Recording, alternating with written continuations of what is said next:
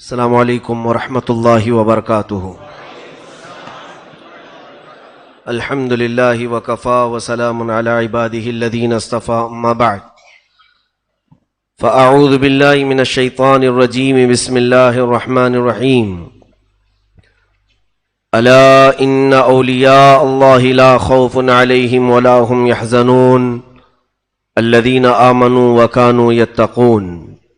صدق اللہ مولانا العظیم وبلغنا رسولہ النبی الامین المتین المختار الکریم، ونحن على ذلك لمن الشاہدین والشاکرین والحمد للہ رب العالمین۔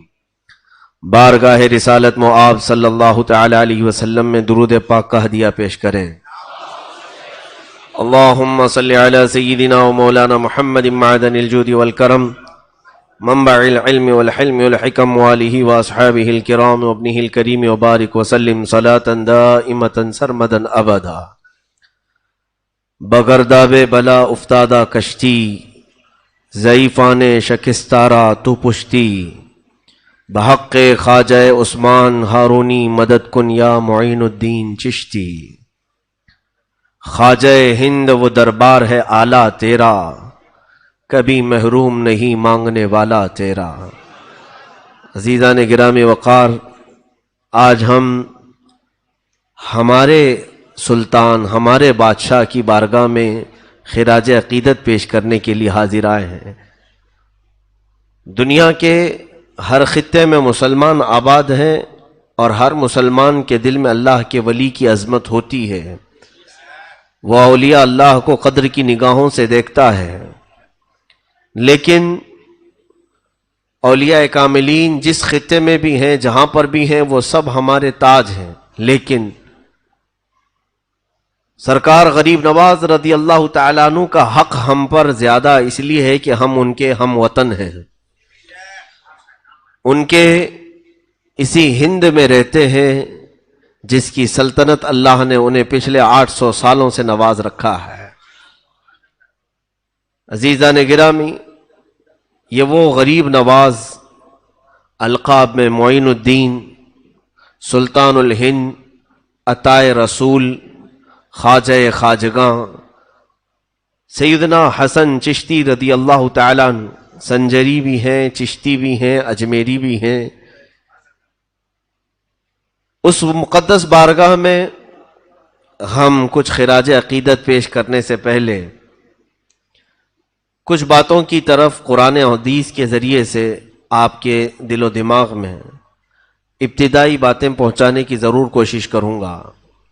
سب سے پہلی بات تو یہ ہے کہ رسول کریم صلی اللہ تعالی علیہ وسلم نے ارشاد فرمایا، عند ذکر الصالحین تنزل الرحمہ۔ جب اللہ کے صالح اور نیک بندوں کا ذکر کیا جاتا ہے تو رحمتیں اترتی ہیں۔ ان بزرگوں کا ذکر کرنا ہمارے مقدر میں آیا ہے اس لیے کہ ہم اللہ کی رحمت کے طلبگار ہیں۔ ذکر ان کا ہوتا ہے، رحمت اللہ اتارتا ہے، یہ حدیث پاک میں ہے۔ اور قرآن کی طرف جب چلے تو قرآن نے ان کے ہی متعلق تو فرمایا، یا ایھا الذین آمنوا اتقوا اللہ وکونوا مع الصادقین۔ اے ایمان والو، اللہ سے ڈرو اور سچوں کے ساتھ رہو۔ اب سچوں کے ساتھ رہنے کا حکم ہے تو پھر اس اجمیر کے داتا و خواجہ سے سچا ہمارے ہندوستان میں ہے کون ہے؟ اور سچائی کیا ہے انہوں نے ہندوستان کو بتائی ہے۔ یہ دو چیزیں اپنے ذہن و دماغ میں رکھیں کہ ہم جب کبھی کسی ولی کی یاد منانے کے لیے بیٹھتے ہیں تو یہ بہت سارے لوگوں نے آج افواہ جو پھیلا رکھی ہے، یہ بریلویوں کا طریقہ ہے۔ یہ بریلوی عرس منانے والے، اولیاء کی باتیں کرنے والے ہیں۔ کاش وہ اس بات کو سمجھ جاتے کہ یہ عقیدہ بریلی کا نہیں، قرآن کا ہے اور میرے مصطفیٰ کا ہے۔ قرآن نے کہا اولیاء کا ذکر کرو اور ان کے ساتھ رہو، اور قرآن تو یہ بھی کہتا ہے خبردار، اللہ کے ولیوں کو نہ کوئی خوف ہے نہ انہیں کوئی غم ہے۔ اور حدیث پاک میں میرے آقا صلی اللہ علیہ وسلم فرماتے ہیں، جب جب ذکر کرو گے اللہ کی رحمتیں اتریں گی۔ اور رہی بات دشمنی کی تو سوچنا بھی مت، من عادى لي وليا فقد آذنته بالحرب۔ اللہ رب العزت خود فرماتا ہے، اے محبوب آپ فرما دیں جس نے میرے کسی ولی سے دشمنی کی میں اس کو اپنے ساتھ جنگ کرنے کا اعلان کرتا ہوں، آئے میرے ساتھ وہ جنگ کرے، مجھ سے لڑے۔ یہ رب ذوالجلال کو گوارا نہیں کہ اس کے دوستوں کو کوئی ستائے، اس کے محبوبوں کو کوئی پریشان کرے۔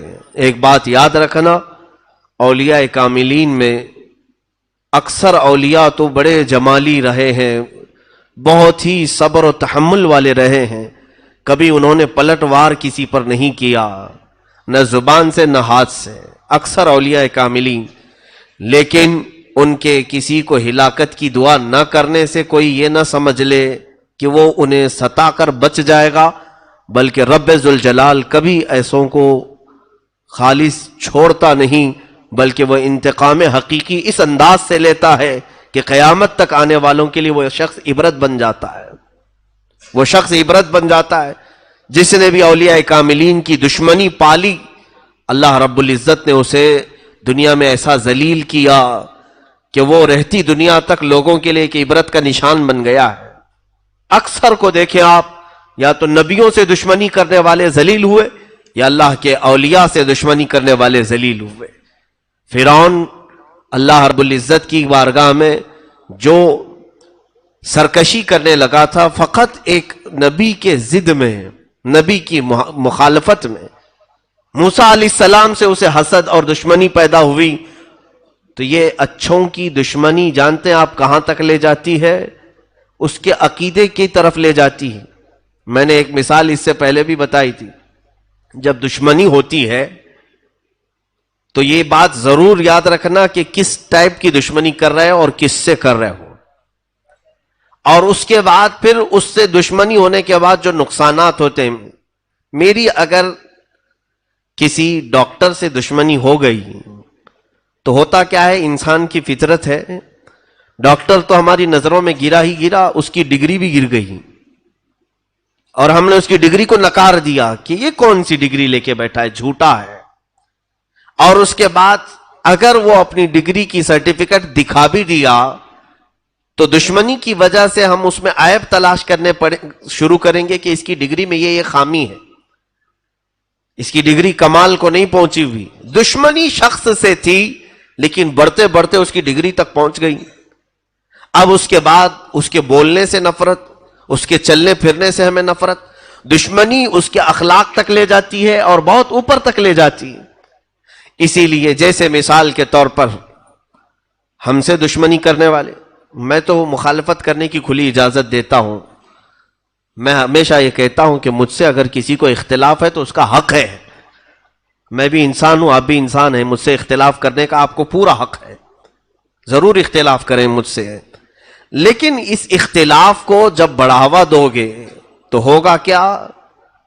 صرف آپ کا اختلاف اور آپ کی دشمنی مجھ سے نہیں رہ جائے گی، میری پڑھی ہوئی قرأت سے بھی دشمنی ہو جائے گی، میری بیان کی ہوئی حدیثوں سے بھی دشمنی کرنے لگ جائیں گے، ہمارے بیان کردہ تفسیر کو بھی تم ایک بار گمراہی کہہ دو گے اور خود کافر ہو جاؤ گے۔ یہ دشمنی ذات تک نہیں باقی رہتی بلکہ پھر اس کے کاموں تک بڑھ جاتی ہے۔ اسی لیے فرعون نے کیا کہا، موسیٰ اگر خدا تعالی مجھے خود بتا دیتا کہ میں تجھے پالتا ہوں تو میں مان لیتا، لیکن موسیٰ کا وہ خدا ہے اس لیے نہیں مانوں گا۔ دشمنی موسیٰ سے تھی اس لیے موسیٰ کا جو خدا ہے میں اسے نہیں مانوں گا، اس کے خدا کو میں کیوں مانوں؟ تو دشمنی جب کسی سے ہوتی ہے تو اس کے بڑوں سے اور اس کے پورے سلسلے سے دشمنی ہو جاتی ہے۔ اسی لیے جس نے بھی اولیاء کاملین سے دشمنی کی ان کی لمبی چوڑی فہرست ہمارے پاس ہے۔ تو پھر انہوں نے تمام اولیاء کو، ان کے مرشدوں کو، ان کے مشائخ کو، ان کے نسب کو گالیاں دینا شروع کیا، جیسے کہ سرکار غریب نواز رضی اللہ تعالیٰ عنہ سے جس کو نسبت ہوئی، اب ان کے نام کے برے معنی وہ تلاش کرنا شروع کیا۔ خواجہ کا مطلب یہ ہوتا ہے، معین کا مطلب یہ ہوتا ہے۔ دشمنی کسی ولی سے تھی اور وہ ان الفاظ کی تحقیق میں چل پڑا اور نادان ایسے منہ کی کھایا اور دھوکہ کھایا کہ رسول پاک صلی اللہ علیہ وسلم تک دشمنی کر لیا۔ جب کہا جائے کہ عطائے رسول بھی ہیں وہ، تو سیدھے کیا کہنے لگا کہ رسول نے اگر انہیں عطا کیا تو رسول بھی صحیح نہیں ہے. معاذ اللہ رب العالمین. دشمنی کہاں سے کہاں تک لے گئی. اسی لیے سوچ سمجھ کر کے کسی سے اختلاف کرنا کہ کہیں تمہارا اختلاف تمہیں خدا کی دشمنی تک نہ لے جائے, رسول کی دشمنی تک نہ لے جائے. اولیاء کاملین کی گستاخی اور ان سے دشمنی میرے عزیزوں یہ ہماری ہلاکت کا سب سے بڑا راستہ ہے. جب قرآن نے کہہ دیا کہ ان کے ساتھ رہو تو اسی میں عافیت ہے. اب آج ہم اس شہنشاہ ہند کے دربار میں حاضر ہیں. تھوڑی دیر کے لیے آپ توجہ کریں گے تو میں آپ کو اجمیر معلیٰ پہنچا دوں گا, اور تصور میں تمہیں غریب نواز کا روضہ مبارک نظر آ جائے گا. اور ہم صرف اجمیر نہیں, ان کے آبائی وطن پہنچتے ہیں جہاں سرکار غریب نواز رضی اللہ تعالیٰ عنہ کی ولادت باسعادت ہوئی. سنجر کا وہ علاقہ, غریب نواز کے والد گرامی سید غیاث الدین رضی اللہ تعالیٰ عنہ اور ان کی والدہ بی بی ام الورا, دونوں حافظ قرآن تھے, دونوں عالم تھے, ماں بھی اور باپ بھی. اور یہ تقریباً 537 ہجری کے قریب کا کچھ واقعہ ہے. سنجر کا علاقہ مشہور تھا, پورے کے پورے علاقے میں جو لوگ رہتے تھے وہ کوئی ایسا نہیں تھا جو تہجد نہ پڑھتا ہو. پورے گاؤں میں, اس سنجر میں جہاں پر غریب نواز کی پیدائش ہوئی, پورا علاقہ تہجد گزار تھا. تہجد میں کسی کی قضا نہیں ہوتی تھی, اس میں وہ لوگ کمپٹیشن کرتے تھے, سبقت لے جاتے تھے. ایک رات ایسی آئی, 13 رجب المرجب تاریخ یہ بتائی گئی ہے, 13 رجب کی تاریخ تھی, اور آسمان پر آدھی رات میں ہی سفیدی ظاہر ہو گئی, اور اتنی سفیدی سی آئی کہ لوگوں کو گمان ہونے لگا کہ صبح صادق ہو چکی. صبح کی سفیدی جیسے نمودار ہوتی ہے, آدھی رات میں ہی سفیدی ظاہر ہوئی. تو جس کی آنکھ کھلی وہ بے ساختہ دوڑتا ہوا باہر آیا کہ ہائے میری تہجد قضا ہو گئی. سوئے ہوئے تھوڑی سی آنکھ کیا لگی کہ آنکھ کھلی تو دیکھا روشنی ہے, اور جب صبح کی روشنی آ گئی تو تہجد کا وقت ختم ہوا. سنجر کے علاقے میں یہ خبر پھیلی, اور جتنے متہجد تھے, جتنے تہجد گزار تھے, سبوں کو ظاہر سی بات ہے وہ بزرگوں کا تال میل بہت اچھا تھا کہ ایک عبادت کرتا تو دوسرے کو اٹھا بھی دیتا تھا, دوسرے کو تعاون بھی کرتا تھا.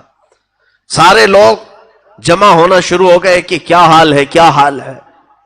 اس میں موجود کئی عمر دراز بزرگوں نے کہا ہمیں تو نہیں لگتا کہ ہم سے غفلت ہوئی, لیکن یہ اجالا کچھ اور بتا رہا ہے. وہ سب سنجر کی جامع مسجد کے قریب پہنچے تو دیکھا جامع مسجد کے خلف میں قریب میں ایک گھر پر آسمان سے جھماجھم نور کی روشنی برس رہی ہے, نورانی قندیل لٹکی ہوئی ہے.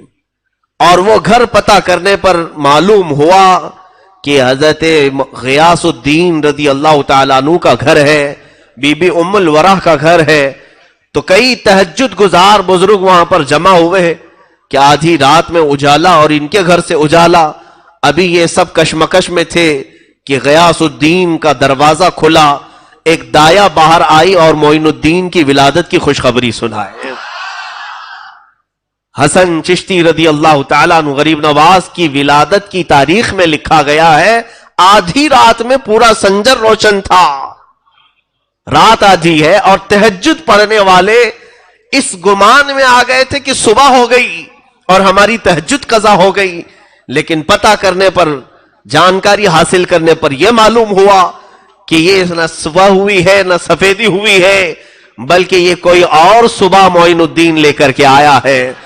کفر کے ظلمات میں, شرک کے اندھیریوں میں معین الدین نام کا ایک چہرہ ایسی سفیدی لایا ہے کہ یہ سفیدی اب وہاں سے نکلی تو ہندوستان میں آئی, اور ہندوستان میں بھی جب وہ آئے تھے یقیناً یہاں بھی بہت اندھیرا چھایا ہوا تھا, کفر کا اندھیرا، شرک کا اندھیرا، جادو کا اندھیرا، بدعات کا اندھیرا، خرافات کا اندھیرا، لیکن جیسے ہی یہ چاند طلوع ہوا انہی اندھیریوں میں خوب 90 لاکھ کو روشن بھی کر گیا۔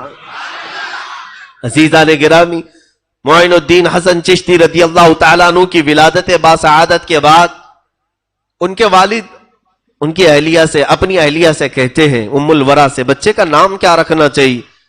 ام الورا کہتی ہیں، مشورہ چل رہا تھا شوہر بیوی میں، پہلا بچہ ہے تو ماں کہتی ہے سرکار غریب نواز کی، ہمیں مشورے کی ضرورت نہیں، بلکہ میں اس بچے کے حمل کے دوران کئی بڑے مشائخ کو خواب میں دیکھا ہے اور انہوں نے مجھے مبارکبادی دیتے ہوئے کہا ہے کہ تیرا پیٹ حسن ہو، تیرا مولود حسن ہو۔ حسن کا مطلب ہوتا ہے خوبصورت، جمال والا۔ تو یہ مشائخ نے میرے حمل کے دوران مجھے رات میں کئی ایسی خوشخبریاں سنائی تھی کہ تیرا پیٹ، تیرا شکم حسن ہو اور تجھ سے پیدا ہونے والا حسن ہو۔ حسن کا مطلب خوبصورتی، تو کیوں نہ ہم ان مشائخ کی اسی بشارت پر بچے کا نام حسن رکھتے ہیں۔ اور پھر جب ان دونوں نے حسن نام رکھا تو غیب سے ندا آنے لگی، حسن معین الدین، حسن معین الدین، یعنی یہی حسن ہے جو دین کی مدد کرے گا۔ معین کا مطلب ہوتا ہے مدد کرنے والا۔ اب یہ بچپن کی آپ کی ولادت کے بعد پرورش جو ہوئی، اب اس میں بتانے کی چندہ ضرورت نہیں، آپ کو میں بات بتا دوں۔ سرکار غریب نواز رضی اللہ تعالیٰ عنہ آل رسول ہیں، سیدہ کائنات فاطمۃ الزہرا رضی اللہ تعالیٰ عنہ کی آل، جو حضرت امام حسین اور حضرت امام حسین رضی اللہ تعالیٰ عنہ سے امام زین العابدین، یہ جو سلسلہ چلا ہے، اور سیم ٹو سیم سلسلہ جو غوث پاک کا ہے وہی سلسلہ سرکار غریب نواز کا ہے، سیم۔ اور رشتے میں آپ کو میں بتاؤں، غریب نواز کی ماں حضرت بی بی ام الورا حضور غوث پاک رضی اللہ تعالیٰ عنہ کی سگی چچیری بہن ہے۔ گویا کہ سرکار غریب نواز غوث پاک کے کیا لگے؟ بھانجے ہوئے۔ بی بی ام الورا غوث پاک کی بہن ہے، چچا کی بیٹی ہیں، اور حضرت غوث پاک کا جو حسینی سلسلہ ہے باپ سے، وہ حضرت خواجہ معین الدین کی ماں سے حسینی سلسلہ ہے۔ اور غوث پاک رضی اللہ تعالیٰ عنہ کا والدہ ماجدہ سے حسینی سلسلہ ہے، اور ان کا والدہ ماجدہ کا سلسلہ حسنی ہے۔ دونوں میں اتنی مشابہت ہے کہ وہ حسنی اور حسینی سید ہیں، اور یہ بھی حسنی اور حسینی سید ہیں، نجیب الطرفین ہیں۔ اب ایک اور روایت یہ ہے کہ سرکار دو عالم صلی اللہ تعالیٰ علیہ وسلم سے لے کر غریب نواز رضی اللہ تعالیٰ عنہ تک جتنے بھی آپ کے آبا و اجداد آئے، آپ کے والد، آپ کے دادا، آپ کے پردادا، لے کر کے حضور صلی اللہ علیہ وسلم تک، ان کے داداؤں میں جتنے بھی تھے سب کے سب عالم باعمل اور متقی پرہیزگار اللہ کے ولی گزرے۔ اس میں سے ایک بھی کوئی عام آدمی نہیں ہے، ہر ایک اپنے وقت کا قطب ہے۔ ظاہر سی بات ہے حضور پاک صلی اللہ تعالیٰ علیہ وسلم کی وہ امانت جس گھر میں قطبوں کے ذریعے سے، اقطاب کے ذریعے سے آئی ہو، تو پھر اس کی تربیت کس شان سے ہو رہی ہوگی۔ آپ بچپن میں ہی حافظ قرآن بنے۔ سرکار غریب نواز رضی اللہ تعالیٰ عنہ کا سب سے پسندیدہ مشغلہ قرآن کی تلاوت، کہیں پر بیٹھے قرآن پڑھتے تھے، گھر میں بیٹھے قرآن، باہر بیٹھے قرآن۔ ان کے والد جب آپ کی عمر مبارک 14 سال کی تھی، فرماتے ہیں معین الدین کو کہیں پر بھی کسی کام پر لگایا جائے وہ قرآن کی تلاوت میں رہتا اور کام خود بخود ہوتے رہتے تھے۔ ایسا کئی مرتبہ ہوا۔ اب غریب نواز رضی اللہ تعالیٰ عنہ کے والد ماجد جب ان کی عمر 14 سال کے قریب تھی، وصال پاک ہے، اور صرف ابھی 1.5 سال نہیں ہوا تھا کہ والدہ ماجدہ بھی وفات پا گئیں۔ آپ کی وراثت میں، باپ کی وراثت میں سرکار غریب نواز کو صرف ایک چھوٹا سا باغیچہ انگوروں کا اور کچھ پھلوں کا اور ایک پنچکی آئی، جس سے آپ اپنا گزر بسر فرما رہے تھے۔ اور حال یہ تھا کہ باغیچے میں غریب نواز رضی اللہ تعالیٰ عنہ خود اپنے ملفوظات میں فرماتے ہیں ان کا کام تھا قرآن کی تلاوت، اور اتنی مسحور آواز تھی، इतनी प्यारी दिलकश आवाज थी कि चलने वाले रास्ते पर रुक जाया करते थे, हत्ता कि गैर मुस्लिम भी गरीब नवाज की तिलावत सुनने के लिए खड़े होते थे। कुरान पाक की तिलावत इतनी शानदार अंदाज में करते थे और फरमाते हैं कि जब वो बागीचे में तिलावत करते, रात के वक्त पूरे बागीचे की झाड़ू भी लग जाती, जो पत्ते गिरते थे वो भी एक जगह जमा हो जाते थे। सुबह आते सारा काम पूरा मुकम्मल हो चुका होता। हुजूर गरीब नवाज रज़ियल्लाहु ताला अन्हु ने फरमाया, आखिर मेरा काम करता कौन है? मुझे किसी दिन बागीचे में झाड़ू झाड़ने की जरूरत नहीं पेश आई और रोजाना पत्ते गिरते हैं दरख्तों के, ये कभी जमाने की नौबत नहीं आई। ये सोच करके आपने इरादा कर लिया कि आज की रात में बागीचे में ही रुकता हूं और देखता हूं कि झाड़ता कौन है। कोई तो होगा जो मेरे सुबह आने से पहले ही झाड़ू लगाता है और पत्ते जमा करके रखता है। रात का आखिरी पहर था, सुबह सादिक से पहले अचानक बागीचे में हलचल शुरू हुई। झाड़ू झाड़ने की आवाजें और पत्ते जमा करने की आवाजें, डालें टूट रही हैं जो सूखी हुई और एक जगह जाके जमा हो रही, लेकिन नजर कोई नहीं आ रहा है। यह काम होने लगा तो सरकार गरीब नवाज रज़ियल्लाहु ताला अन्हु बेदार थे, जाग रहे थे। आप करीब चलते हुए आए, तवज्जो चाहता हूं। आपने आवाज दी कि जो कोई भी है, दोस्त को दोस्त से पर्दा नहीं करना चाहिए। अगर मेरी कोई इतनी मदद कर रहा है तो मेरा दोस्त ही होगा और दोस्त को दोस्त से पर्दा नहीं करनी चाहिए, आ जाना चाहिए सामने। जैसे ही आपने आवाज लगाई, अचानक 6 लोग वहां पर नमूदार हुए। 6 ऐसे बुजुर्ग थे, उनकी हैयत, शक्लें बहुत ही आला किस्म की और बहुत ही ऊंची। सरकार गरीब नवाज ने पहली मर्तबा उन्हें देखा, पूछा आप हजरात हैं कौन? तो उन्होंने कहा हम सब जिन्नात हैं। जिन्नात हैं। उनकी उम्रें कई कई 100 साल की थी। कहा कि बचपन से आप अपने वालिद के साथ इस बागीचे में आते हैं और आप कुरान की तिलावत करते हैं, तो हम आपका कुरान का तिलावत करना बरसों से सुन रहे हैं और आपका सुन सुन करके हमारा कुरान सही हो गया है।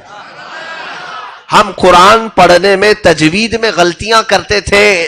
जब से आपकी तिलावत कुरान हमने इस बागीचे में सुनी, हमारी तिलावत सही हुई, हमारी तजवीद सही हुई। इस एतबार से आप हमारे उस्ताद होते हैं। उस्ताद का इतना अदब और एहतराम तो करने के हक हमें बनता है। आपके बागीचे की अगर हम रखवाली न करें तो फिर कौन करे? हम आपके शागिर्द हैं कुरान की तिलावत के एतबार से। इस तरह से ये बचपन के हालात हैं सरकार गरीब नवाज के। लेकिन कोई चीज आपको गुरूर और तकब्बुर में कभी मुब्तला नहीं की। जिसे कोई जिन आकर के कह रहा हो कि तुम्हारे काम मैं कर दिया करूंगा, वो फिर फख्र से क्या क्या सोच लेगा। अब तो जिन्नात मेरे कब्जे में है, डराऊं सबको? जिसके पास है नहीं वो झूठा बाबा आकर के यहां लोगों को कहता है जिन्नात है मेरे पास, जिन्नात है हमारे पास। अजीब व गरीब बात है, सरकार गरीब नवाज रज़ियल्लाहु ताला अन्हु के सामने उनके हजारों मुरीदीन जिन्नात में थे, लेकिन कभी गुरूर नहीं आया, कभी तकब्बुर नहीं आया। और पूरी जिंदगी पाक में कभी आपने जिन्नात की मदद नहीं ली। यह साबित करने के लिए कि जिन्नात को अल्लाह ने इंसानों के बाद का मर्तबा दिया है। तो अल्लाह ने जब तुम्हें अशरफुल मखलूकात बनाया है तो तुमसे जो अदना है उनसे क्यों खिदमत लो? अपनी हैसियत वो बनाओ कि जिन्नात खुद तुम्हारी मदद के लिए हाजिर हो जाए। और वो सरकार गरीब नवाज रज़ियल्लाहु ताला अन्हु ने तवज्जो की नजर भी नहीं फरमाई उनके ऊपर। कहा ठीक है जाओ अपने काम में लगे रहो। 2-4 दिन गुजरे थे कि आपकी आदत, जो खसलतें सीरत निगारों ने लिखी है, बड़ी प्यारी आदतें हैं। कई ऐसे अखलाक जिसको कहा गया है तखल्लकू बि अखलाकिल्लाह, अल्लाह के अखलाक में अपने आप को ढाल लो। अल्लाह के अखलाक क्या है? अखलाक का लफ्ज हदीस पाक में यह आया है कि रब तबारक व तआला जिन चीजों को पसंद फरमाता है उन चीजों को ढाल लो अपनी जिंदगी में। हजरत मोइनुद्दीन हसन चिश्ती गरीब नवाज रज़ियल्लाहु ताला अन्हु की आदतों में बचपन से गरीब नवाजी रही है, छोटी उम्र से ही। यहां तक कि छोटी उम्र में जब आपकी विलादत हुई उस वक्त से लोगों ने देखा है कि आपकी गरीब नवाजी कैसी है। ایک دن باغیچے میں کام کر کے تھک کر بیٹھے تھے کہ ایک کوئی بزرگ آئے. آ کر کے انہوں نے پوچھا کہ کچھ کھانے کو ملے گا. جلدی سے اس درویش کو بٹھایا. مدد کرنا آپ کی فطرت میں تھا. بٹھایا اور بٹھا کر کے ایک انگور کا خوشہ توڑ لائے اور لا کر کے انہیں بڑے ادب سے دھل کر کے صاف کر کے ایک ایک انگور پیش کرتے تھے, جیسے کوئی اپنے عزیز مہمانوں کے لیے کرتا ہے. اب جب انگور کے خوشے تناول کیے, اس بزرگ نے پوچھا بیٹا تمہارا نام کیا ہے؟ کہا میرا نام حسن ہے اور لوگ معین الدین بھی کہتے ہیں. وہ بزرگ چونک گئے اور اس کے بعد انگور کے خوشے کھاتے کھاتے وہ رک گئے. کہا میں آج مقصد کو پہنچا ہوں, آج میں اپنے مقصد کو پہنچا ہوں. کہا کہ کیا مقصد کو پہنچے؟ آپ ہیں کون؟ انہوں نے کہا ویسے تو میرا نام ابراہیم قندوزی ہے, لیکن لوگ مجھے دیوانہ اور پاگل کہتے ہیں. مجذوب تھے وہ, دیوانہ کہتے ہیں اور بچے مجھے پتھر مارتے ہیں, اور میں ہوں بھی دیوانہ. اس بزرگ نے کہا تو حضرت غریب نواز کے بچپن کے حالات ہیں. پوچھا آپ دیوانے ہیں تو کس کے؟ تو حضرت ابراہیم قندوزی جو آئے تھے مجذوب, انہوں نے کہا میں حاجی شریف زندانی میرے مرشد کا دیوانہ ہوں, اور انہوں نے مجھے دیوانگی کی حد تک پلایا ہے اور چھوڑ دیا, اور مجھے ایک روٹی دی تھی اور اس روٹی کو یہ کہہ کر کے مجھے دیا تھا کہ جب تم اس مقام پر پہنچو جب تمہیں ساتوں عرش بغیر کسی تکلف کے نظر آنے لگیں تو آدھی روٹی کھانا, یا آدھی روٹی کھا لینا, اور آدھی روٹی اپنے پاس رکھنا. ایک بچہ آئے گا معین الدین حسن نام کا, یہ اس کی امانت رہے گی. میں اس آدھی روٹی کو پچھلے 30 سالوں سے سنبھال کر رکھا ہوں. آدھی روٹی کو, نہ روٹی سوکھتی ہے نہ سڑتی ہے, میری جھولی میں ایسی ہے.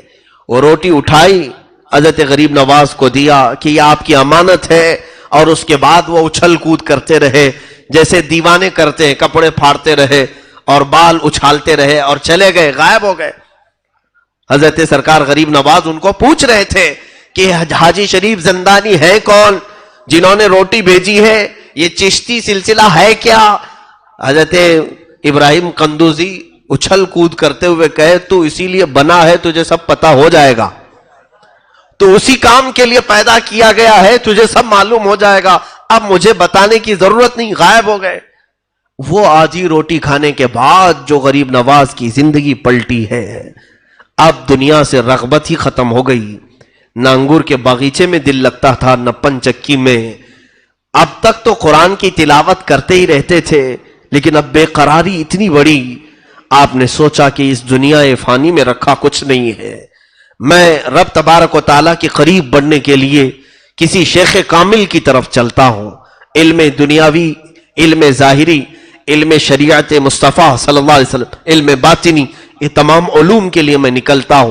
وہ 14 سال کی عمر ہے, اس وقت یہ باغیچہ پورا آپ نے بیچ دیا, پنچکی بھی بیچ دیا, اور جو مال ملا وہ سب فقراء اور مساکین میں تقسیم کیا. تھوڑا سا اپنے کھانے کے لیے اور سفر کے لیے رکھا اور نکل پڑے.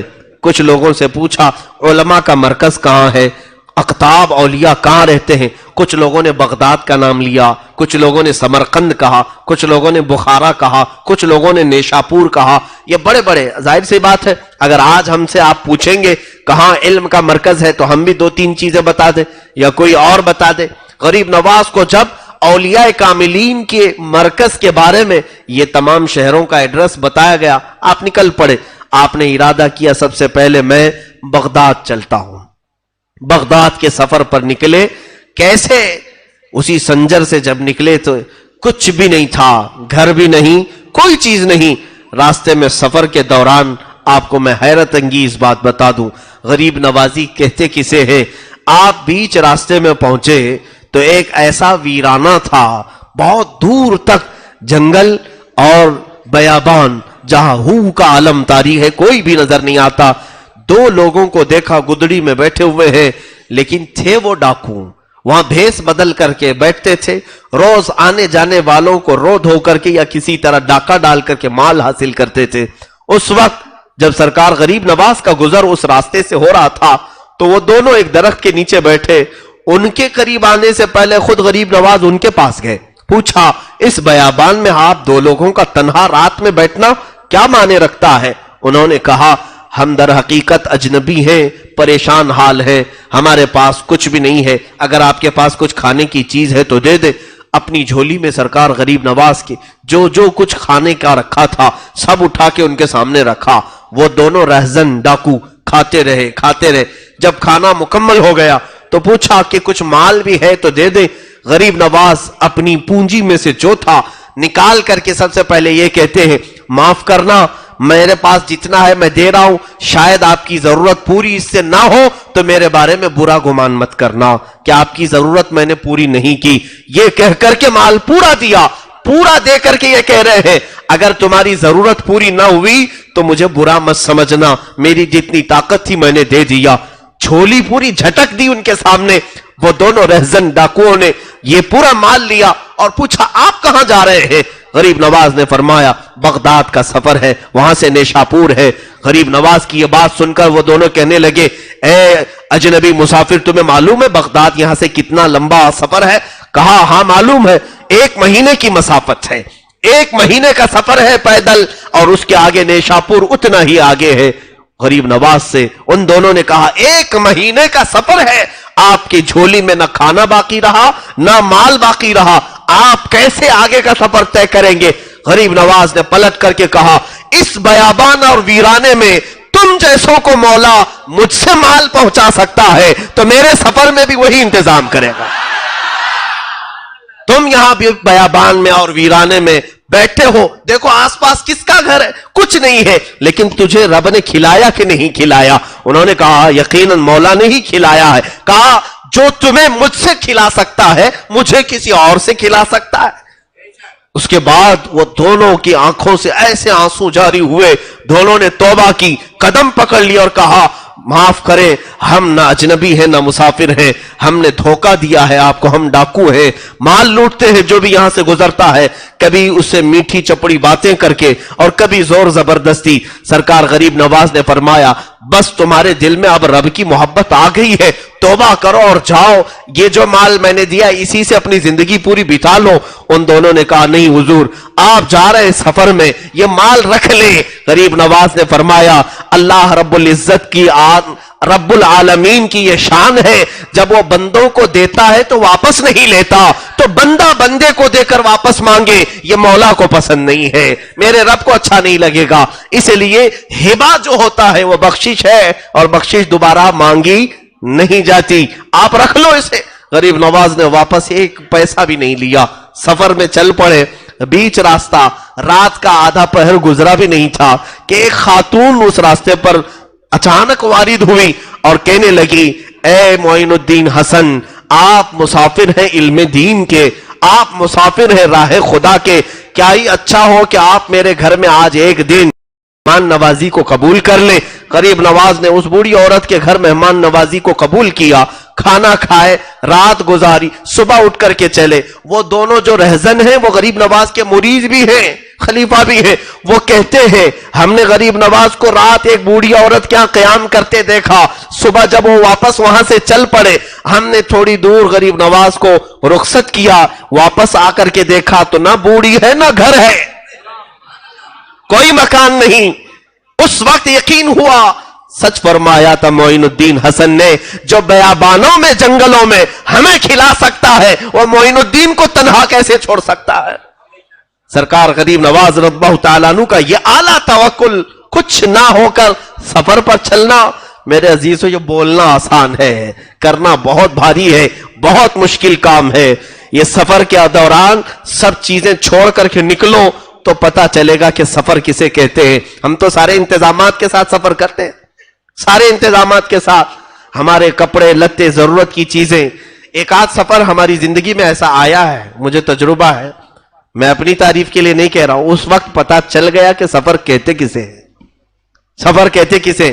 سارے کپڑے بھی جا چکے تھے, سارا محل بھی جا چکا تھا, اور ہم بھی علم دین کے راستے پر تھے.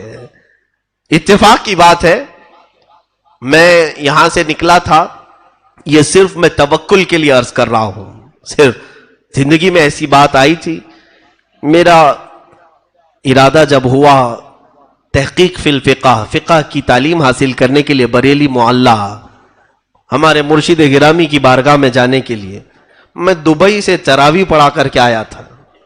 और उस वक्त अभी हमारी तालीम का सिलसिला जारी भी था, मैं भी तालीम कंप्लीट खत्म नहीं किया था, जारी भी था, लेकिन बीच में जो रमजान आता तो तरावी पढ़ाते और अच्छे उम्दा कपड़े वो एक पहले से चला है, सारे कपड़े जमा करके एक बड़े सूटकेस में रखे। और फिर मेरी लिखी हुई कुछ किताबें भी थी जो मैंने अरबी से उर्दू में ट्रांसलेट किया था, और काफी अच्छी खासी रकम भी थी। और ये सब चीजें लेकर के जब मैं पहुंचा था तो रात का वक्त था। स्टेशन पर मुझे याद है 4 बजे के करीब ट्रेन पहुंची थी। हमारे बिरादर मुकर्रम और मेरे उस्ताद ने कहा भी था कि बरेली का स्टेशन आबादी से काफी दूर है, रात में अगर पहुंचो तो बाहर मत निकलना, सुबह होने का इंतजार करो, इसलिए कि डकैती बहुत ज्यादा होती। वहां पर भी ऐसे हालात थे, तो इसी इंतजाम, ठंडियों के दिन थे, स्टेशन पर प्लेटफॉर्म पर बैठा रहा और पूरा सूटकेस सारी चीजें मेरे साथ में थी। ठंडी बहुत ज्यादा लग रही थी, 4 बजे रोशनी नहीं आती। एक चादर निकाला और ओढ़ करके बैठा एक कट्टे पर। उतरने वाले सारे मुसाफिर चले गए, हम अकेले बैठे रहे। बैठने के बाद थोड़ी देर के बाद जो ठंडी में चादर ने गर्म किया, झपकी लगी जाती है, ओंग आई, आंख बंद हुई, बैठे बैठे घुटनों में सर रख करके। थोड़ी देर के बाद सर झटका और झुंझला करके उठा तो देखा ना बैग है ना सूटकेस है, कुछ भी नहीं। दीवानों की तरह इधर से उधर दौड़ता रहा। मैं भी तालिबे इल्म था, स्टूडेंट था। पूरे प्लेटफॉर्म पर कहीं कोई नजर नहीं आ रहा है। पुलिस से जाकर के कहा, जो बैठे थे ड्यूटी पर, उनको हमसे ज्यादा ऊंघ लगी हुई थी। हिला करके जब उठाया तो दिल ने यही कहा कि मुझसे ज्यादा तो ये सो रहे हैं, मेरा बैग ये क्या देखेंगे। वैसे भी उन्होंने मायूस कुन जवाब दिया और वापस पलट आए। दिल खट्टा हो गया था, ये तो इब्तिदा है, यहां आने में सारा लुट गया। अब मेरे ख्याल से ये अच्छा शगुन नहीं है।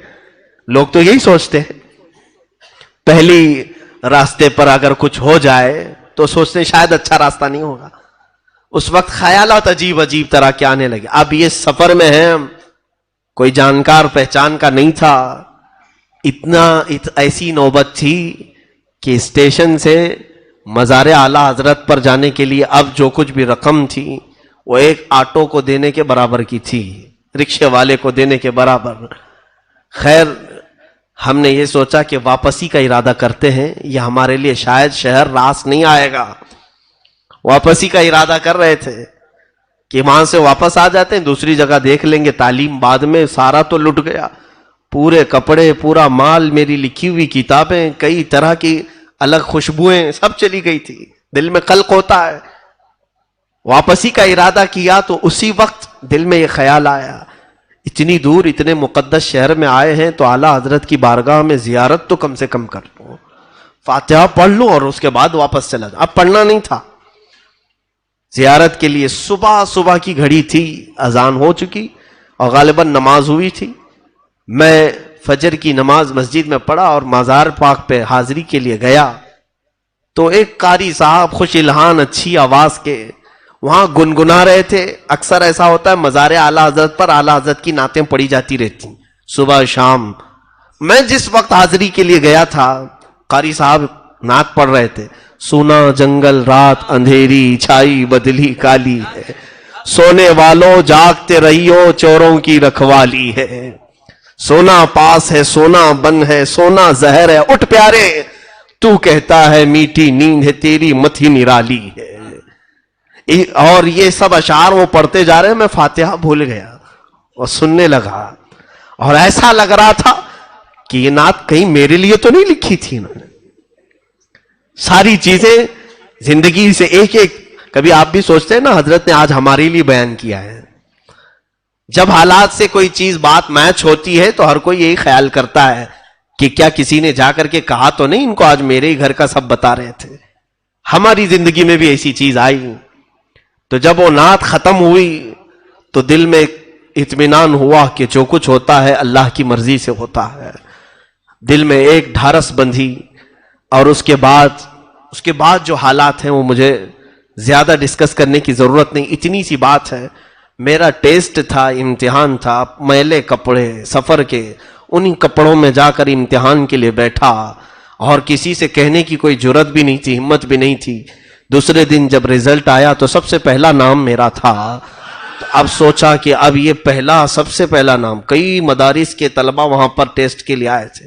ہر دارالعلوم کے لوگ ٹیسٹ کے لیے آتے ہیں. کئی 100 میں سے ان کو صرف 5 لوگوں کو چننا تھا, 7 لوگوں کو چننا تھا.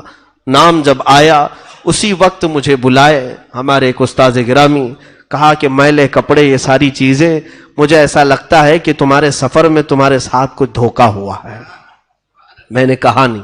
انہوں نے خود پکڑ کر کے مجھے شہر لایا اور شہر لے جا کر کے انہوں نے کپڑے دلائے, پورا سارا سامان دلا کر خود لے کر کے آئے. استاد ان کو خود اپنی فکر ہوتی ہے, اپنے گھر بار چھوڑ کر وہ بھی پڑھانے کے لیے آئے ہوتے ہیں, لیکن انہوں نے اپنے ذاتی رقم سے یہ ساری چیزیں کی. لیکن وہ جو چند دنوں کا عرصہ گزرا اس وقت پتا چلا کہ سفر کہتے کسے. سفر اس لیے کہ حدیث پاک میں السفر کالسقر, سفر جہنم کے راستوں میں سے ایک راستہ ہے. تکلیف اس میں ہوگی, لیکن ابھی ہم بہت ساری انتظامات, بہت سارے اسباب کے ساتھ چلتے ہیں تو احساس نہیں ہوتا. اے سی میں چلتے ہیں اور بہت شارٹ سفر ہو گیا ہے تو پتہ نہیں چل پاتا, ورنہ سفر تو سفر ہے, اور وہ بھی جب مال کچھ بھی نہ ہو. اور اسی سفر کے متعلق میرے آقا صلی اللہ علیہ وسلم نے فرمایا, کن عابدی سبیلا فی الدنیا کأنک غریب. اے بندے تو دنیا میں مسافر کی طرح جی, ایسا جیو جیسے کہ تم مسافر ہو. اس لیے کہ مسافر بہت سامان نہیں لیتا, سب چھوڑ کر جاتا ہے. اور سرکار غریب نواز رضی اللہ تعالیٰ عنہ نے اس حدیث پر عمل کر کے دکھایا, عمل کر کے ایسے دکھایا کہ سب کچھ چھوڑا اور پوری زندگی سفر کی حالت میں رہے. پوری زندگی مسافر جیسا رہتا ویسی رہے. جو آپ نے سارا سامان بیچ دیا تھا, رقم بیچی, پھر ان کے راستے میں کون کھلاتا ہے, کسی کو کوئی فکر کرنے کی ضرورت نہیں ہوتی. آپ اس طرح سے بغداد مقدس جب پہنچے تو سرکار غوث پاک سے آپ کی ملاقات بھی ہوئی, اور روایات میں ہے کہ تقریباً 57 دن تک سرکار غریب نواز غوث پاک کے ساتھ ایک ہی حجرے میں بیٹھے رہے, ایک ہی حجرے میں. اور غوث پاک رضی اللہ تعالیٰ عنہ نے باہر نکل کر کے اپنے مریدین سے کہا, اے لوگوں اسے جانتے ہو, یہ جس علاقے سے آیا ہے وہاں سب علاقے کا یہ مقتدا ہوگا. مقتدا کہتے ہیں لیڈر کو, راجا کو. آج بھی اسی لیے لوگ راجا کہہ رہے ہیں, اسی لیے کہتے ہیں. غریب نواز کو غوث پاک نے فرمایا تھا یہ جس علاقے سے آیا ہے اس علاقے کا مقتدا ہوگا, لیڈر ہوگا.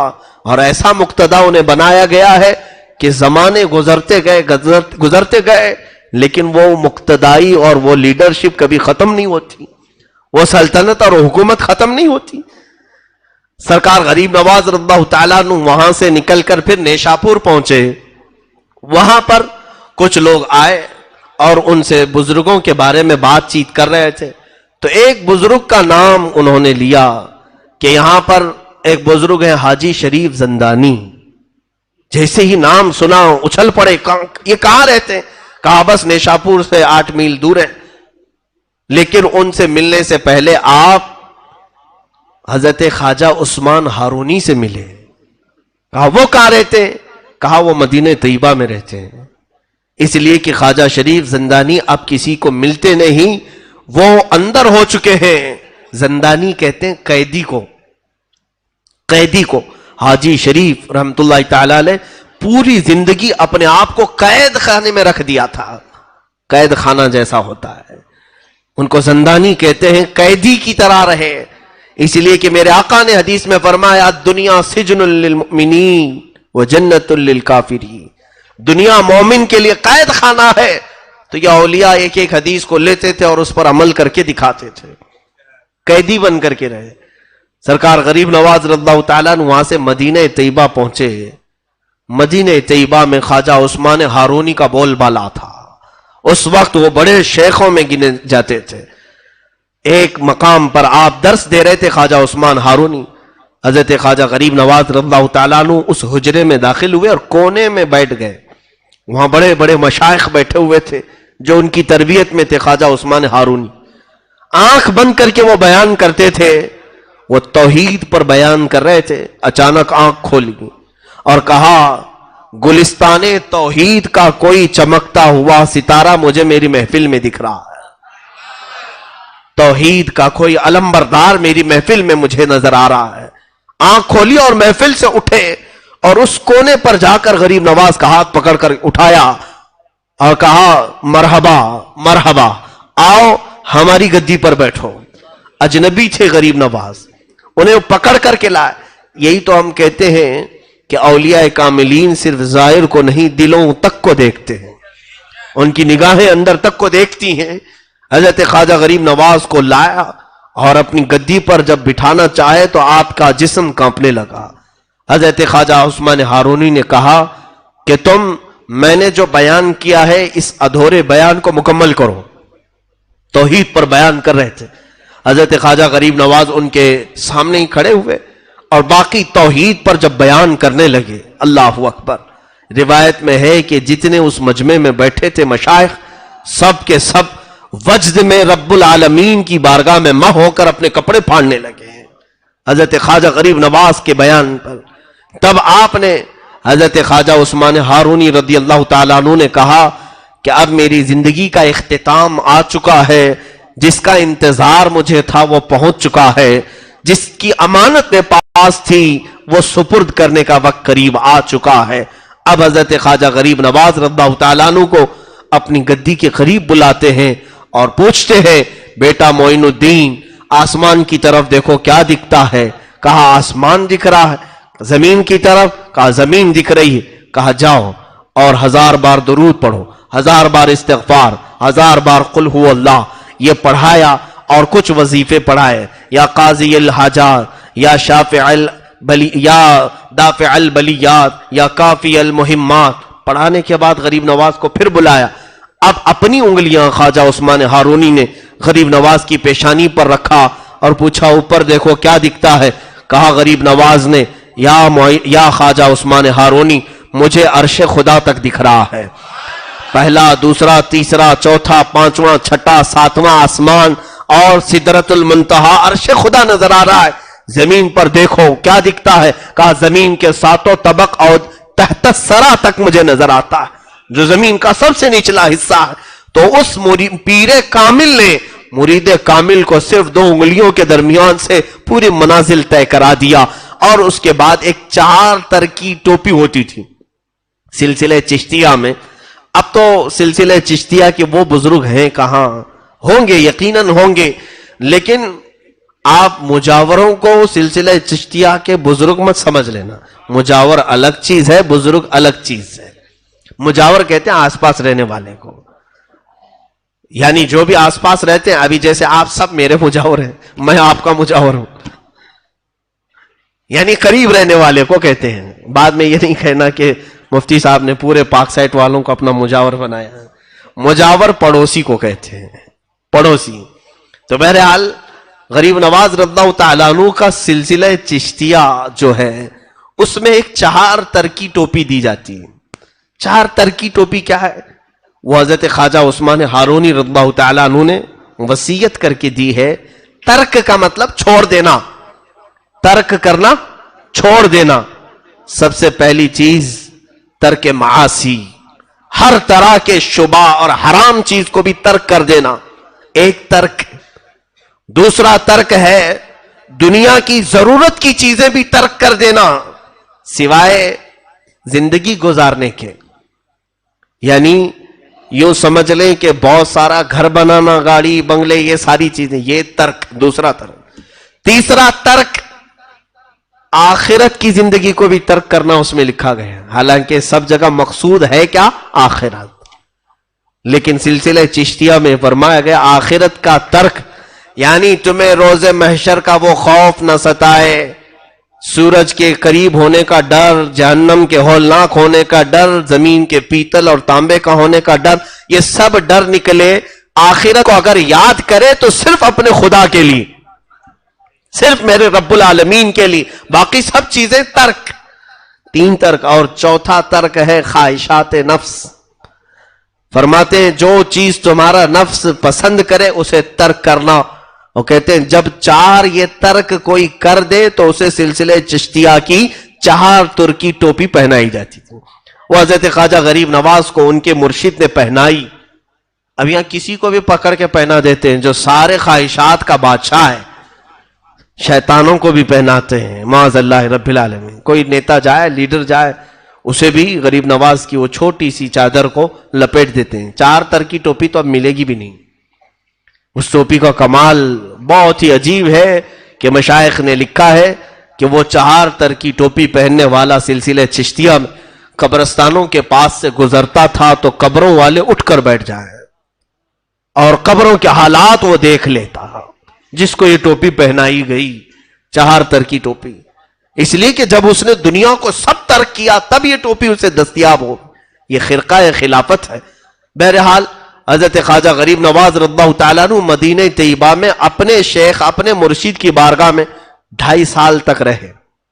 آپ کے مرشد گرامی جب وفات پا چکے تو اس کے بعد حضور اکرم صلی اللہ تعالیٰ علیہ وسلم کے دربار سے اتنا لگاؤ تھا کہ روزانہ غریب نواز میرے آقا صلی اللہ تعالیٰ علیہ وسلم کے حاضری فرماتے اور دیدار فرماتے تھے. روز دیدار کرتے. وہ کیوں نہ دیدار کرے، ان کے وہ دادا بھی ہیں، ان کے وہ نانا بھی ہیں.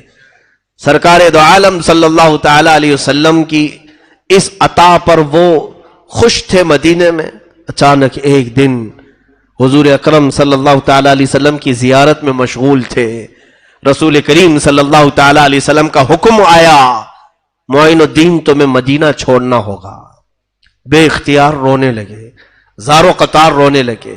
کہا یا رسول اللہ مجھ سے خطا ہو گئی، مجھ سے کوئی گناہ ہو گیا. کہا نہ، خطا نہیں، بلکہ میری خوشبو تمہیں ہند تک پہنچانا ہوگا. حضور صلی اللہ تعالیٰ علیہ وسلم نے جب سرکار غریب نواز کو ان کے خواب میں یہ بشارت دی تو ہندوستان سرکار غریب نواز اس وقت آئے بھی نہیں تھے. سنجر کا علاقہ ہندوستان میں نہیں آتا ہے، یہ ابھی ایران کے کچھ علاقوں میں یہ حصہ آتا ہے. آپ نے سرکار غریب نواز نے پوچھا یا رسول اللہ صلی اللہ تعالیٰ علیہ وسلم میں نہ ہندوستان کو جانتا ہوں نہ دیکھا ہوں، وہاں کے کسی علاقے کو میں پہچانتا نہیں، وہاں کے لوگوں کی طبیعت کفار و مشرکین کی سخت گیر ہے. رسول کریم صلی اللہ تعالیٰ علیہ وسلم نے ان کے سامنے ہندوستان کا پورا نقشہ کھولا، راستے دکھائے اور پھر فرمایا کہ اے معین الدین تیرا پڑاؤ اس علاقے میں ہوگا. یہ کہہ کر کے میرے آقا نے اجمیر معلیٰ بھی دکھایا. اسی لیے اعلیٰ حضرت فاضل بریلوی رحمۃ اللہ علیہ نے کتاب میں لکھا کہ دنیا میں کچھ وہ جگہ ہیں جہاں پر دعا رد نہیں ہوتی، ان میں سے ایک جگہ اجمیر مقدس بھی ہے. کیوں؟ اس لیے کہ اجمیر لوگوں کا بنایا نہیں، غریب نواز کو میرے مصطفیٰ نے اشارہ کر کے بتایا ہے. تو جس طرف میرے آقا کا اشارہ جائے وہ دعاؤں کی قبولیت کی جگہ ہے.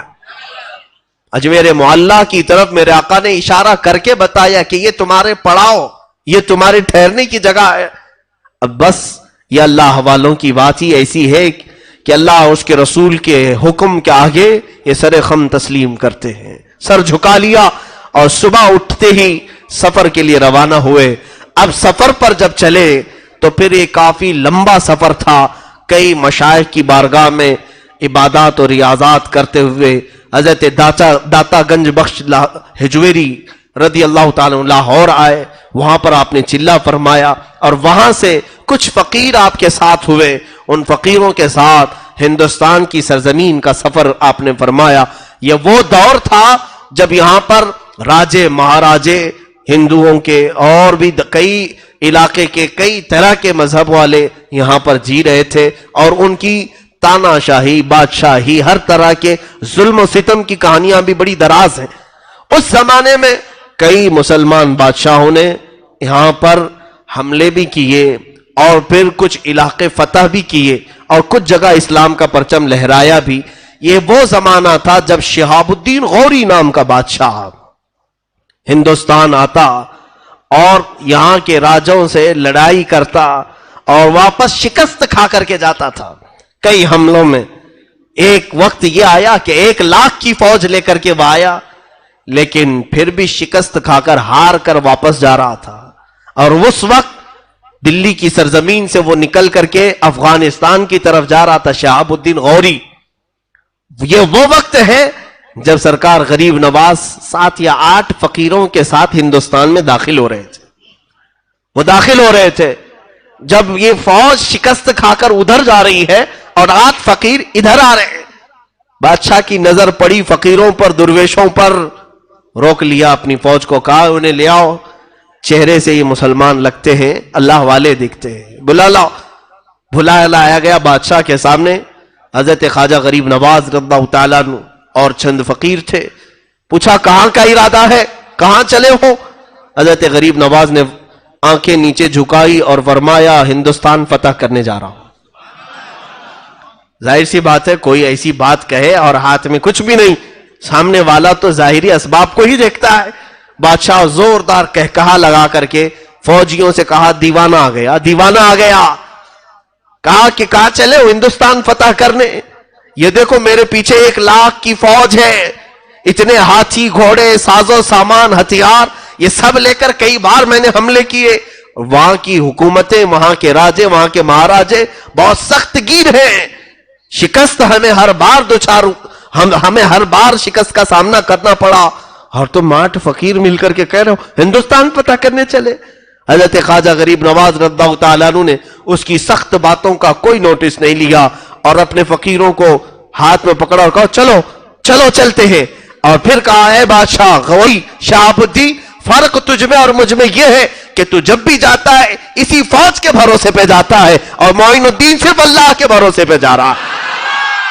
मेरा रब वो सबसे बड़ा बादशाह है और जब वो चाहे किसी के कदम को कहीं पर भी जमा दे।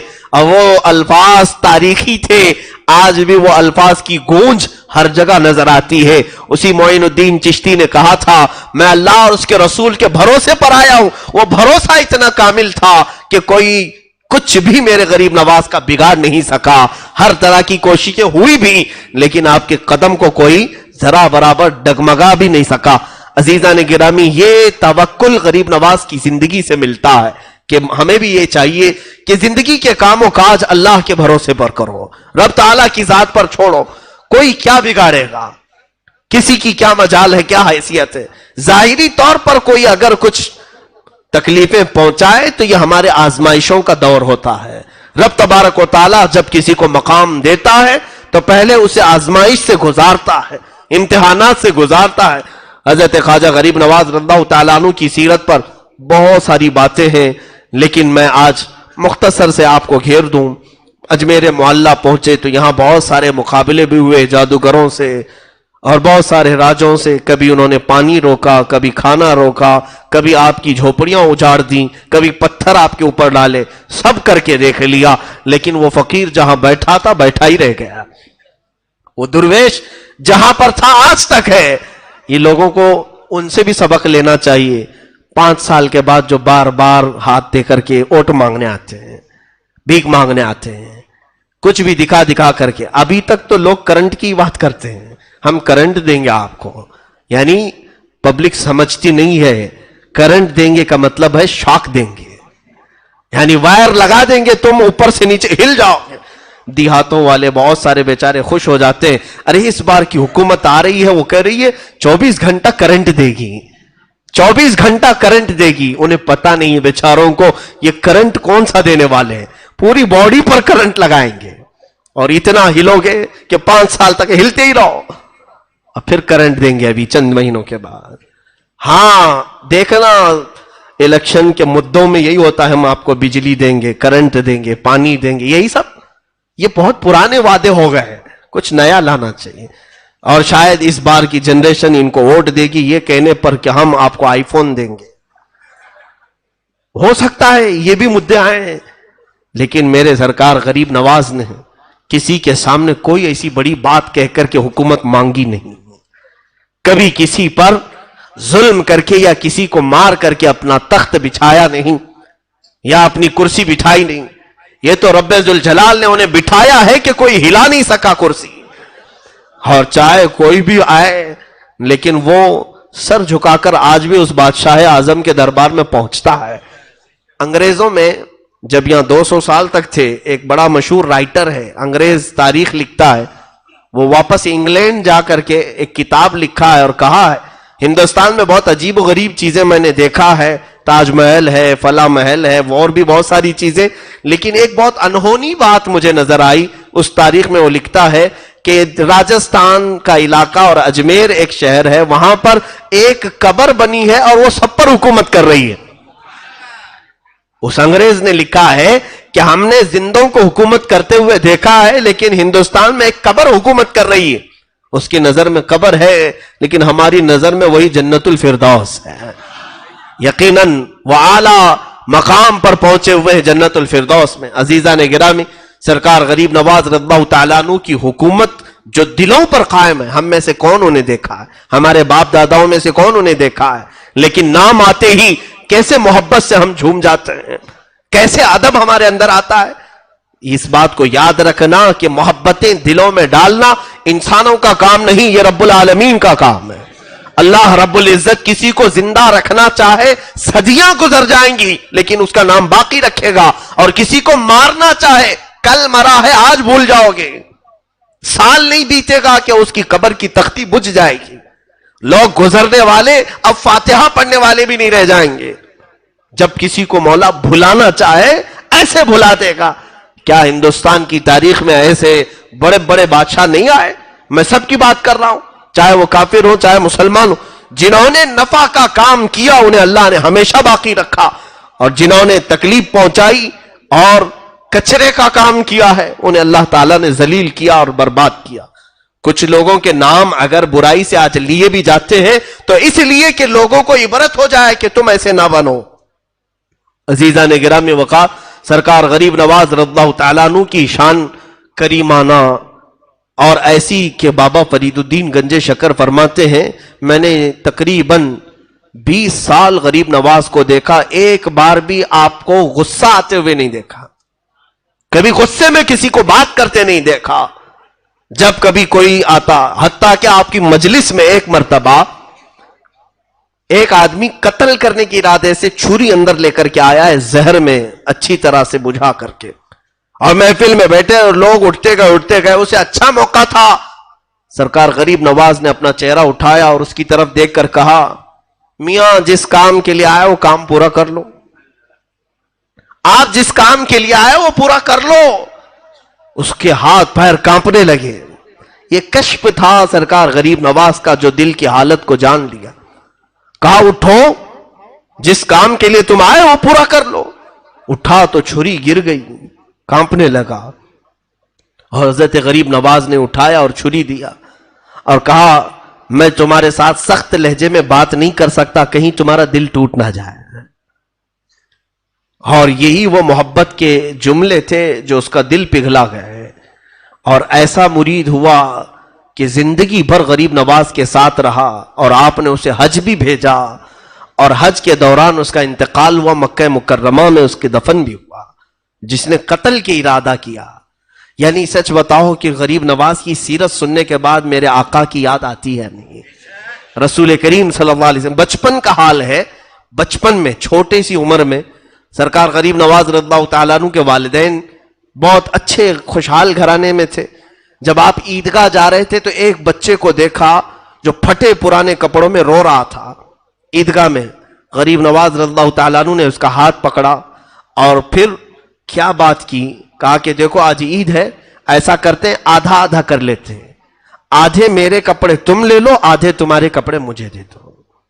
اپنے آدھے کپڑے اسے دے دیے، جبہ اسے دیا، نیچے کی تہبند یا جو بھی رہی وہ آپ نے عمدہ قسم کی پہنی، اور پھٹا ہوا اس کا کپڑا اپنے زیب تن کر لیا اور اپنا اس کو دیا، اور کہا یوں مت سمجھنا کہ میں سب دے دیا، آدھا تیرا آدھا میرا، دونوں ہم برابر برابر ہیں۔ یہ بچپنے کے حالت میں غریب نواز، اسی لیے غریب نوازی جو ہے آپ کی پیدائشی تھی۔ اور یہاں پر حال یہ تھا، سرکار غریب نواز رضی اللہ تعالیٰ عنہ کے دربار عالی جاہ میں جب کبھی کوئی ضرورت مند آیا تو کبھی آپ نے اسے نہ نہیں کہا۔ آپ کے لنگر خانے میں پکانے والا جو باورچی ہے وہ بھی اللہ کے ولی تھے. وہ کہتے ہیں جب جب لنگر خانے میں مال کی ضرورت ہوتی میں آتا حضور غریب نواز کے پاس پیسہ مانگنے کے لیے. آپ مسلح اٹھاتے اور کہتے کہ جو ضرورت ہو لے لو. کبھی غریب نواز نہ مسلح کے نیچے دیکھتے تھے اور نہ کبھی میرے ہاتھ کی طرف کہ کتنا لیا ہے. میں ان کے مسلح کے نیچے سے جتنا مال ملتا تھا سب لیتا اور ضرورت کے بھر میں لنگر خانے میں چیزیں لاتا. پوری زندگی گزری کبھی نہ لنگر خانے میں مجھے کوئی چیز لانے میں کمی نہیں ہوئی اور کبھی سرکار غریب نواز نے مجھ سے سوال نہیں کیا, مجھ سے حساب بھی نہیں لیا. وہ عطائیں تھی آپ کی, اس طرح کی عطائیں. جمال تو ایسا, اللہ اکبر, عطا کرنے پر آئیں تو ایسے عطا کریں کہ سرکار غریب نواز رضی اللہ تعالیٰ عنہ کے مزار اقدس کے باہر حضرت علامہ ارشد القادری رحمۃ اللہ علیہ نے واقعہ نقل فرمایا ہے اور بڑا دل کو ہلا دینے والا واقعہ ہے. فرماتے ہیں کہ آپ کے دربار کے سامنے بھی ایک ولی تھے. اولیاء میں دو کیٹیگریاں ہیں, کچھ اولیاء جمالی ہوتے ہیں, کچھ جلالی ہوتے ہیں. کچھ کی مزاج میں شدت ہے, کچھ کی مزاج میں نرمی ہے. حضرت غریب نواز رضی اللہ تعالیٰ عنہ کے دروازے کے باہر آج بھی ایک مزار تھا. وہ ایک بہت بڑے ولی کامل تھے سلسلہ چشتیہ کے. ان کی بھی قبر وہاں پر تھی. ان کی بھی قبر, ظاہر سی بات ہے ہر کوئی اپنے پیر کے آس پاس دفن ہونے کو پسند کرتا ہے. وہ ولی بھی وہیں دفن تھے. ایک زمانے میں ایک خاتون غریب نواز کی بارگاہ میں منتیں کر کر کے, دعائیں کر کر کے ایک بچہ مانگی تھی. بچے کی ولادت ہوئی. اللہ ہی دیتا ہے, دربار اولیاء سے دیتا ہے. رب تعالیٰ ان کی باتوں کو پسند فرماتا ہے. اور وہ عورت اپنے بچے, 1 سال کے بچے کو لے کر کے آئی تھی شکرانے کے لیے اجمیر معلیٰ میں غریب نواز سرکار کے دربار میں. لیکن وہ باہر ہی ابھی بیٹھی تھی جو ولی کامل غریب نواز کے سلسلے میں تھے. ان کا نام میں ذکر نہیں کر رہا ہوں. وہ باہر جہاں ان کی قبر تھی وہاں وہ عورت بیٹھی تھی. ان کی قبر کے پاس بچے نے پیشاب کر دیا. بچہ بچہ ہوتا ہے. اب جب پیشاب قبر پر بہنے لگا تو اچانک قبر سے ایک ایسا اچھال آیا کہ بچہ ہوا میں اڑا, نیچے گرا اور سر پھٹ گیا. اسی وقت بچے کی آہیں نکلی اور سانس بند ہو گئی. بچے کے دل کی دھڑکنیں بند. وہ عورت بے ساختہ پکارنے لگی. بڑی منتوں کے ساتھ ایک بچہ ملا تھا. بچے نے جو غلطی کی لیکن یہ بچہ یہی مر گیا اجمیر میں. وہ رونے لگی سرکار غریب نواز کے دربار. یہ وفات کے بعد کی بات بتا رہا ہوں. بہت رو کر کے کہنے لگی کہ جب آپ کے ہی دربار سے بھیک مانگ کر میں گئی تھی تو اللہ نے مجھے بیٹا عطا کیا, اور اگر یہ واپس ہی جانا تھا تو پھر یہ بچہ آیا کیوں جو میری آنکھوں کو اتنے دن ٹھنڈک پہنچایا. میں کیسے صبر کروں گی, کیسے برداشت کروں گی. یہ کہتے کہتے وہ تھک ہار کر کے غریب نواز سرکار کی چوکھٹ پر گر گئی. تو اس کے بعد اچانک فقیروں میں آواز آئی, بچہ حرکت کر رہا ہے, بچہ حرکت کر رہا ہے. جب آ کر کے اٹھا کر کے دیکھے تو وہ بچہ زندہ تھا, اس کی سانسیں چل رہی تھی. رونے لگا اور وہ بچے کو سینے سے لگا کر دوسری طرف پانی پلانے کے لیے گئی. ساری بھیڑ اس بچے کو دیکھنے گئی. اچانک اس ولی کی قبر پھٹ گئی جو دروازے کے باہر تھے. قبر پھٹی اور وہاں سے ایک بزرگ نکلے اور کسی کو دکھائی نہ پڑے, اوجھل ہو گئے اور قبر ویسی کی ویسی رہ گئی. اور اس کو بعد میں لوگوں نے ڈھانک دیا. موجود مشائخ اور اولیاء جو تھے ان سے لوگوں نے سوال کیا کہ کیا ماجرا, ہمیں کچھ سمجھ میں نہیں آیا. تو ان بزرگوں نے ڈرتے ڈرتے کہا بات در حقیقت بادشاہ اعظم کی ہے, سلطان اعظم کی ہے. یہ خاتون آئی تھی, یقیناً ان سے مانگا تھا غریب نواز سے. سلطان کی عطا تھی, غریب نواز کی عطا تھی جو بچہ دیا. وہ شکرانے کے لیے آئی لیکن اس کے بچے نے پیشاب کر کے ان کے دربار میں رہنے والے ایک ولی کی قبر کی بے حرمتی کر دی. تو اس ولی کو برداشت نہ ہوا, جلال میں انہوں نے قبر سے ہاتھ اٹھایا تو بچہ اچھل کر کے گرا اور مرا. لیکن سرکار غریب نواز کو اس خاتون کا رونا دیکھا نہ گیا اور غریب نواز نے رب ذوالجلال کی بارگاہ میں عرض کی, مولا اس بچے کو تقدیر شبہ مبرم سے تو عمر عطا فرما. رب تعالیٰ نے پھر سے اسے سانسیں جاری فرمائی اور جب بچہ زندہ ہوا غریب نواز نے اس اپنے سلسلے کے بزرگ سے مخاطب ہو کر کے فرمایا، اے میرے مرید، میرے سلسلے میں تو بیعت ہے، یقیناً تو بہت سالوں سے میرے پاس سو رہا ہے، لیکن یاد رکھ میرے پاس آنے والے ہر طرح کے لوگ آئیں گے، باادب بھی آئیں گے، بے ادب بھی آئیں گے، کسی کی بے ادبی تم سے دیکھی نہیں جاتی، اس لیے میرے دربار سے اٹھو اور بہت دور جا کے سو جاؤ۔ غریب نواز کا حکم آیا کہ میرے پاس آنے والے کئی طرح کے آئیں گے، تم سے ان کی بے ادبی بے دیکھی نہ جائے گی، اٹھو اپنی قبر سے دور جا کر کے سو۔ ان کی قبر پھٹی اور وہ اٹھے اور چلے گئے، وہاں قبر آج ہے ہی نہیں۔ علامہ ارشد القادری رحمۃ اللہ علیہ نے پورا واقعہ لکھا ہے، یہ سلطان الہند ہے جو ہم جیسے نکموں کی حاضری کو بھی آج قبول کرتے ہیں۔ کیا چور نہیں ہوتے وہاں پر؟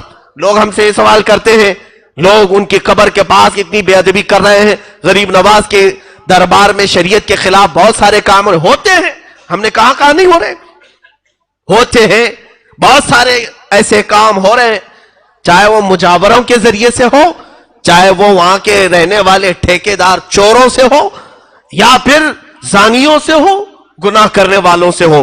یقیناً اللہ رب العزت جب بندوں پر مہربان ہے تو اس کے اولیاء بھی اللہ کے بندوں پر ویسے ہی مہربان ہوتے ہیں۔ یہ غریب نواز لوگوں سے ناراض نہیں بلکہ ان کی توبہ کا انتظار کرتے ہیں، اس بندے کو ایک نہ ایک دن ٹھوکر لگے گی اور یہ پھر سے صحیح راستے پر آ جائے گا۔ حتیٰ کہ میں آپ کو بتاؤں، غریب نواز کے پڑوسی جو آپ کے مرید تھے، انتقال ہو گیا، جنازے میں آپ ساتھ میں جاتے تھے، جب بھی کسی کا انتقال ہو جنازہ اٹھاتے، تھوڑے قدم تو چلتے، ان کا مرید تھا، انتقال کیا، دفن تک ساتھ میں گئے۔ حضرت خواجہ بختیار کاکی فرماتے ہیں دفن کرنے کے بعد جب لوگ پلٹے تو آپ اکیلے قبر کے پاس کھڑے رہ گئے، تھوڑی دیر کے بعد چہرے کا رنگ بدل گیا اور اس کے بعد تھوڑی دیر کے بعد الحمدللہ الحمدللہ کہنے لگے۔ پوچھا مریدوں نے، حضور یہ کیا ماجرا ہے؟ کہا بیعت بھی، مریدی بھی عجیب چیز ہے، جو بیعت ہوتا ہے، پیر اور مرشد کی بیعت حاصل کرتا ہے، یہ بھی عجیب چیز ہے۔ کہا کیا ہوا؟ کہا کہ یہ میرا مرید انتقال کر گیا، جیسے ہی اسے قبر میں رکھا گیا عذاب کے فرشتے اتر آئے، عذاب کے فرشتے اتر آئے اور میں سہم کر کے پیچھے آ گیا کہ اب شاید اسے عذاب ہوگا۔ اسی اسنا میں نے اپنے مرشد گرامی خواجہ عثمان ہارونی کو دیکھا، اس کی قبر کے پاس حضرت خواجہ عثمان ہارونی وہ عذاب کے فرشتوں کو روک رہے ہیں کہ اسے عذاب نہ دو، یہ میرے مریدوں میں سے۔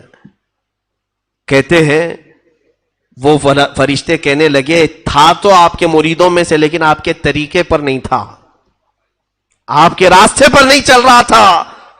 حضرت خواجہ عثمان ہارونی نے کہا مجھے میرے رب سے ملنے دو، مجھے میرے رب سے بات کرنے دو۔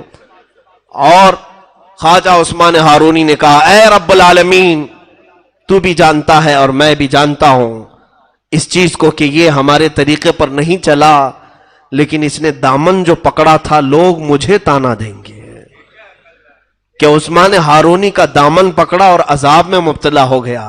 اے مولا، کیا تیرے دوست کو دنیا والے اس بارے میں تانا دیں تجھے گوارا ہے؟ رب العالمین کی طرف سے ندا ہے اے عذاب کے فرشتوں چھوڑو، جاؤ تم دوسری جگہ پر، اس لیے کہ اس کا ہاتھ معین الدین کے دامن سے لگا ہوا ہے۔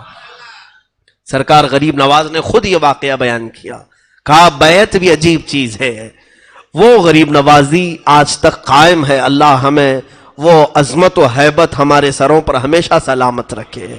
اور ادب ضرور رکھنا میرے عزیز و اجمیر جانے والوں سے گزارش ہے، اجمیر جا کر کے کوئی یہ نہ سوچنا کہ دل بہلا کر کے آ جاؤں، لوگ تھک جاتے ہیں تو سوچتے ہیں تھوڑا انٹرٹینمنٹ کر کے آؤں، ناچ گانے دیکھ کر کے آؤں، لوگ وہاں جا کر ہوٹلوں میں ٹی وی لگا کر بیٹھتے ہیں۔ اللہ کے ولی کے شہر میں جا کر، اللہ کے ولی کا شہر جہاں جاتے ہو آپ، یہ تو اجمیر مقدس ہے جہاں اولیاء کاملین پہنچتے ہیں، گلی کوچوں میں اولیاء ہوتے ہیں، اور وہاں ہم اگر بے ادبی کا مظاہرہ کرتے ہیں تو کہیں ایسا نہ ہو کہ قسمت ہمیشہ کے لیے محروم ہو جائے، ہمیشہ ہماری قسمت محروم نہ ہو جائے۔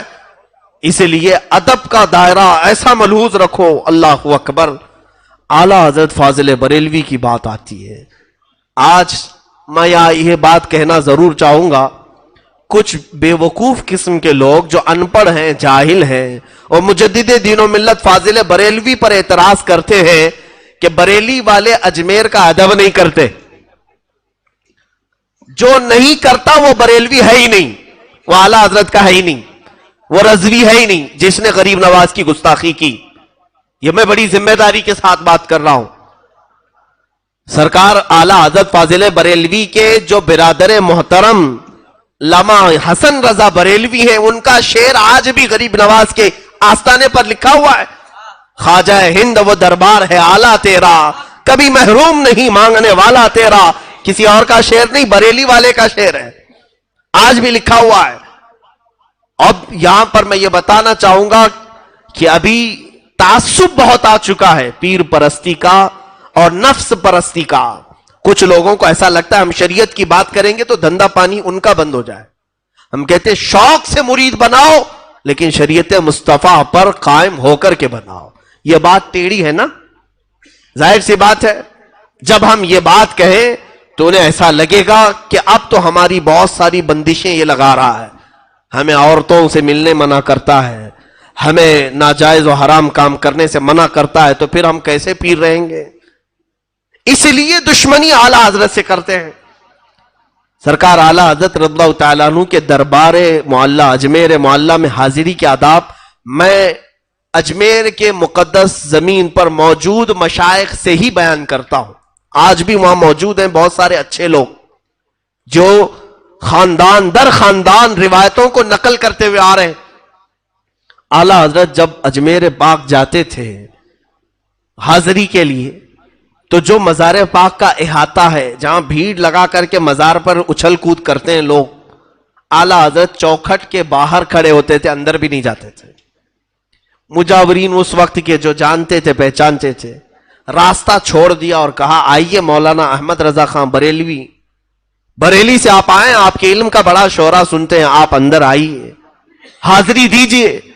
اعلیٰ حضرت یوں زبان سے انگلی سے اشارہ کر خاموش کرواتے، خاموش ہو جاؤ. اور کیا لفظ کہتے تھے جانتے ہیں؟ اعلیٰ حضرت یہ فرماتے کہ کتے کا کام دروازے پر رہنا ہوتا ہے، کتا مالکوں کے گھر کے اندر نہیں جاتا. اعلیٰ حضرت نے یہی الفاظ غوث پاک کے دربار کے لیے استعمال کیے، تجھ سے در در سے سگ اور سگ سے ہے مجھ کو نسبت. اور اجمیر معلیٰ میں حاضری دیتے تو کہتے کتا اندر جاتا نہیں ہے. میرے عزیزوں، ہماری یہ زبان نہیں ہے جو اعلیٰ حضرت کے لیے ہم یہ الفاظ استعمال کریں، لیکن مجدد دین و ملت نے اپنی عاجزی میں یہ لفظ استعمال فرمایا. عاجزی میں کہ ہم گداگر ہیں، فقیر ہیں، اور فقیر دروازے کے باہر ہی رہتا ہے، اندر جانے کا اسے کیا حق پہنچتا ہے.